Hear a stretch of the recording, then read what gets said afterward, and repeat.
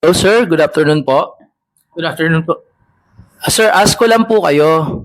Si Pangulong Bongbong Marcos Jr., katuwang ni Speaker Martin Romualdez, ay nananawagan sila na magkaroon ng transparency sa budget deliberations and any budget processes sa ating pamahalaan. Sa palagay niyo po ba maganda itong panawagan nila? Tapos lately kasi may issue ngayon yung 142 billion budget insertion na may kinalaman kay Senate President Chis Escudero. Ano po yung masasabi niyo patungkol dito sa hakbang na gustong gawin ni na Pangulo and sa issue ni Senate President Chis? Una syempre doon sa hakbang ng Pangulo natin, napakaganda nito kasi nga dapat talaga magkaroon ng transparency sa gobyerno kasi mismong yung mga government officials natin is nabibiktima ng hindi transparency na to tulad sa flood control. Yung mga, let's say, DPWH, nag-declare sila na kahit 5,500 na natapos. Tapos, pero nung tinitingnan, parang walang epekto. Na yung mismong bumalik pa kay PBBM kasi syempre, pinagmalaki niya eh. So yung transparency, napakalaking bagay ito para makita talaga natin kung ito bang mga dinideclare nitong mga to is totoo, ginagawa nga ba.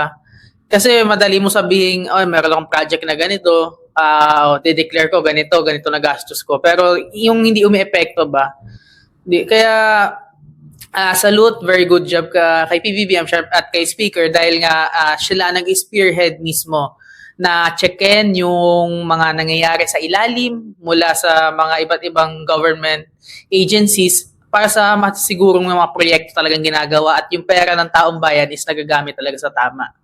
With regards to the issue of Senate President Chis Escudero dun sa 142 billion na insertions, ano po yung masasabi niyo naman dun, sir?